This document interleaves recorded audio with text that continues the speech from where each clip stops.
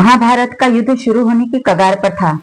अर्जुन को आभास हो गया था कि भीष्म, द्रोण और कर्ण के सामने केवल मानवीय शक्ति से काम नहीं चलेगा, क्योंकि वो दिव्य अस्त्र चलाने में माहिर थे। इसलिए कृष्ण ने अर्जुन को शिव के महाशक्तिशाली दिव्य अस्त्र पाशुपत को प्राप्त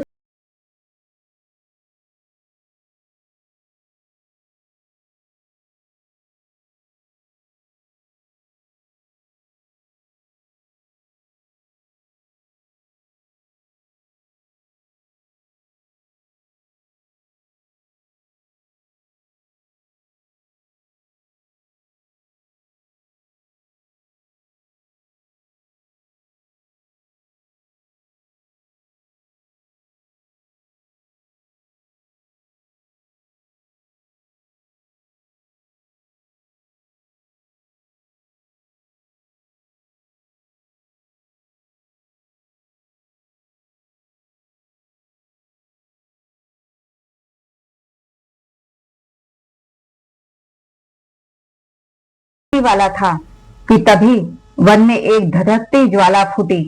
ज्वाला ने दैत्य को भस्म किया और वो अचानक गिर पड़ा।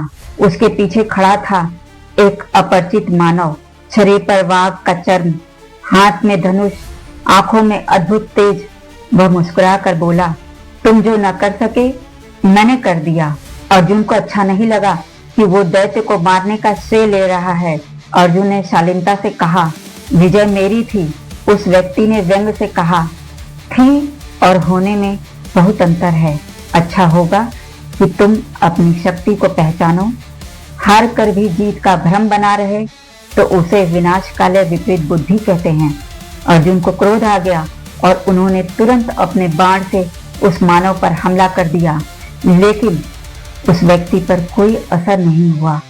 अर्जुन बाण पर बाण चलाते रहे, पर वह अर्जुन के हर बाण को ऐसे मोड़ देता जैसे कोई पिता अपने बेटे से खेल रहा हो। इधर अर्जुन अपना आपा खो रहे थे, पर हार मानने को तैयार नहीं थे। उस अद्भुत व्यक्ति ने कहा, बस अब शांत हो जाओ। लेकिन अर्जुन ने कहा कि भगवान भी आ जाएं तो मैं युद्ध बंद नहीं करूंगा। जैसे ही अर्जुन ने अपना दिव्य अग्नि बाण चलाया, हवा शांत हो गई। उस मानव के माथे पर तीसरी आंख झपकी और पूरा वन एक क्षण को ज्योति में बदल गया। अर्जुन ठिठक गए, हृदय कांप गया। वो मानो कोई और नहीं, स्वयं महादेव थे। अर्जुन तुरंत झुक गए उनके चरणों में। प्रभु, मैंने आपके साथ युद्ध कर लिया। मैं तो आपकी आराधना तब कर रहा था। शिव मुस्कुराए, यही तो परीक्षा थी पार्थ। जो अपने धर्म के लिए देवताओं तक से टकराने को तैयार हो, वही पशुपत अस्त्र का अधिकारी है। तभी पूरा वन दिव्य हो उठा। देवी देवता प्रकट हुए, गंधर्व, यक्ष, सिद्ध सब गाने लगे। महादेव ने अपने त्रिशूल को आकाश में उठाया और उससे एक अग्नि रेखा निकली जो अर्जुन के धनुष पर आकर जड़ गई। शिव जी ने अर्जुन को बताया, यह पाशुपत अस्त्र है। इसे बिना आवश्यकता के चलाने पर यह ब्रह्मांड को जला देगा। अर्जुन ने सिर झुकाया, प्रभु, इस शक्ति का उपयोग केवल धर्म की रक्षा के लिए होगा। शिव ने आशीर्वाद दिया।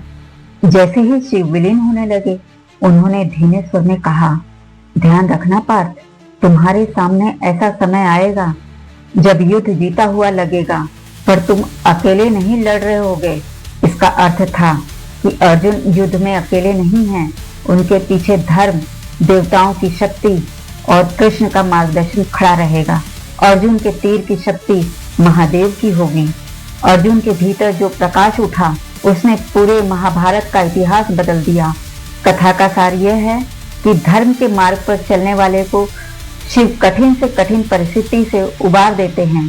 प्रिय दर्शकों, शुक्रवार को फिर मिलूंगी एक नई कथा के साथ। तब तक के लिए ओम नमः शिवाय।